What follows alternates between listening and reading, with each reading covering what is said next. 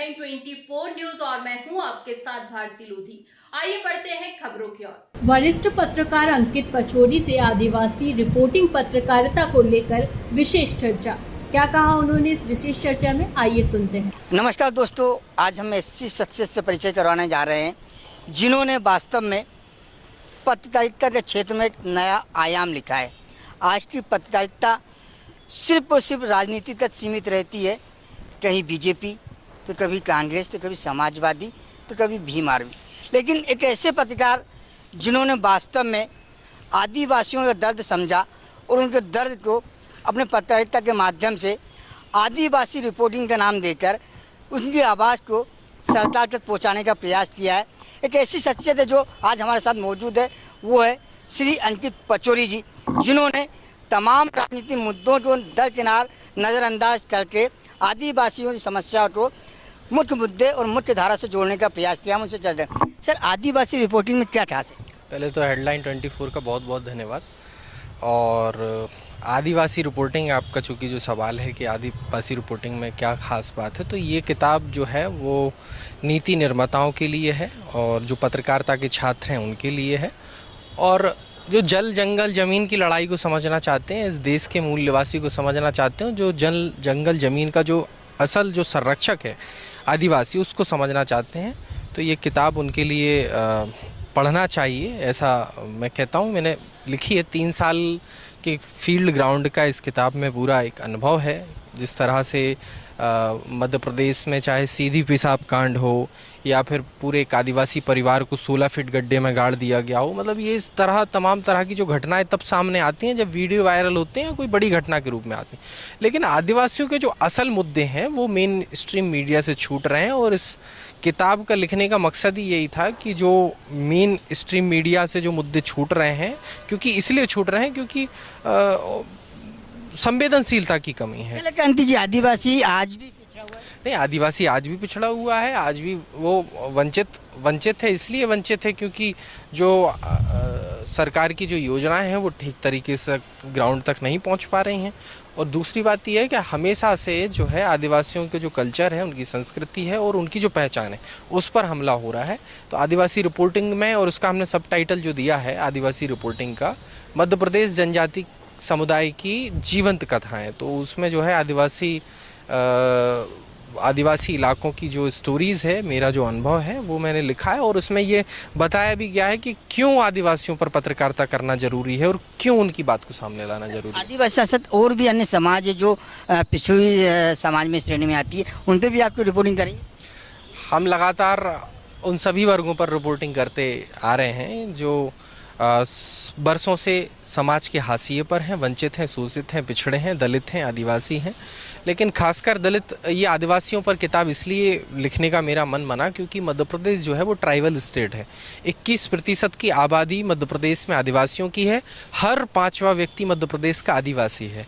तो इसीलिए ऐसे में ये ज़रूरी बनता है कि जिस स्टेट में, जिस राज्य में इतनी बड़ी संख्या में आदिवासी हैं, लेकिन मेन स्ट्रीम जो उनके अंदर के जो मुद्दे हैं, आंतरिक मुद्दे हैं, वो छूट रहे हैं। तो इसीलिए कहीं ना कहीं जो अब एक पत्रकारिता के क्षेत्र में जो युवा आएंगे और उनको लगेगा कि वो किताब उसको पढ़ेंगे तो उनको समझ में आएगा कि आखिरकार जो आदिवासी हैं उन पर क्यों रिपोर्टिंग करना ज़रूरी है और कैसे रिपोर्टिंग की जानी चाहिए। आदिवासी क्योंकि क्या है कि एक तो दूरस्थ इलाके में रहता है, ग्रामीण अंचलों में रहता है, और उसकी हमारी और उसकी भाषा में थोड़ा सा अंतर होता है। वो अपनी क्षेत्रीय बोली बोलने में पसंद करता है, हमारी भाषा से थोड़ी सी दूरी रहती है। क्या दिक्कत आई पूरी रिपोर्टिंग करने में? कहाँ आप गए, किस प्रकार दिक्कत आई? 3 साल का जो अनुभव है उस किताब के अंदर 2023 के इलेक्शन में जो सुदूर इलाकों में मैंने जो भ्रमण किया मध्य प्रदेश में, उसमें जबलपुर के जो तमाम इलाके हैं वो उसमें शामिल हैं। मंडला है, डिंडौरी है, अनूपपुर है, शहडोल है, फिर पन्ना है, छतरपुर है, फिर यहाँ ग्वालियर चंबल अगर बेल्ट में अगर आप आएंगे तो शिवपुरी है, शिवपुर है, दतिया है। फिर इसके बाद में पश्चिमी मध्य प्रदेश की बात करेंगे तो झाबुआ है, अलीराजपुर है, रतलाम है। तो इस तरह से मध्य प्रदेश में जो विभिन्न जनजातियां निवासरत हैं, चाहे वो गोंड समुदाय हो, कोरकू समुदाय हो, सहरिया हो, बैगा समुदाय हो, भील समुदाय हो, भिलाला समुदाय हो, तमाम जो आदिवासी जनजातियां हैं उनकी जो संस्कृति है और उनकी जो चुनौतियां हैं, उनकी जो बात है वो इस किताब में दिखाने की कोशिश की है।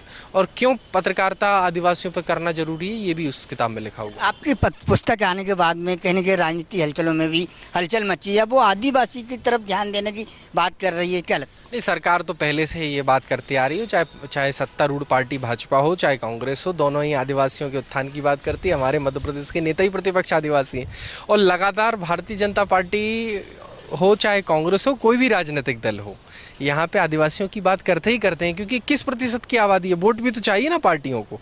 तो वो बातचीत तो कर रहे हैं, लेकिन जो सरकारी योजनाओं का इम्प्लीमेंट है वो ज़मीन पर क्यों नहीं हो रहा?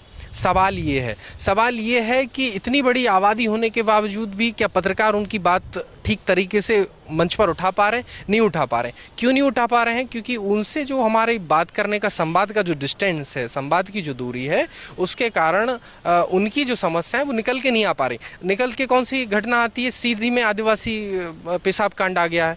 जब एक प्रवेश शुक्ला एक आदिवासी के चेहरे पर पेशाब कर देता है, उसका वीडियो वायरल हो जाता है, तो वो नेशनल न्यूज़ बन जाती है। लेकिन जल जंगल जमीन की बात कौन करेगा? उनकी संस्कृति बचाने की बात कौन करेगा? उनकी पहचान जो आज वो खो रहे हैं, पहचान खो के मजदूर, आदिवासी मजदूर नहीं है। अच्छा, असल में क्या है कि हमारे समाज ने आदिवासी को मजदूर समझ लिया। आदिवासी मजदूर नहीं है। आदिवासी इस देश का, इस प्रदेश का, इस दुनिया का, प्रकृति का संरक्षक है। और हमारी एक नैतिक जिम्मेदारी बनती है इस देश का नागरिक होते हुए कि यदि कोई व्यक्ति इस प्रकृति की संरक्षक के लिए अहम भूमिका निभा रहा है, सुरक्षाकर्मी बन के खड़ा है, उसके पहचान, उसकी संस्कृति और उसकी समस्याओं को हम उठाएं और उनकी पहचान, उस संस्कृति को बचाने के लिए जो भी हो सकता है वो करें। इसलिए मैंने वो किताब लिखी है। सर, आपकी पुस्तक कहाँ उपलब्ध है, पढ़ना चाहिए? अमेजॉन और फ्लिपकार्ट पे आदिवासी रिपोर्टिंग के नाम से उपलब्ध है।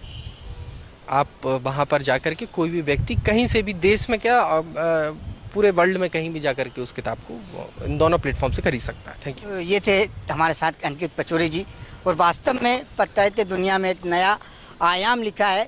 आज का मीडिया शहरी क्षेत्र की समस्याओं को उठाता है, लेकिन जंगल, ज़मीन और जंगलों में जाकर जिस प्रकार आदिवासियों के बीच में रहे, उनकी समस्या समझी और उस समस्याओं को पुस्तक के माध्यम से, रिपोर्टिंग के माध्यम से देश विदेश में पहुंचाने का जो कार्य किया है और सरकार तक जो उनका संदेश पहुंचाया है, वास्तव में काबिल तारीफ है। और अंकित पचौरी जैसे अगर हर पत्रकार अपनी जिम्मेदारी निभाएंगे तो वास्तव में आदिवासी समाज का उत्थान इस देश में होना तय है।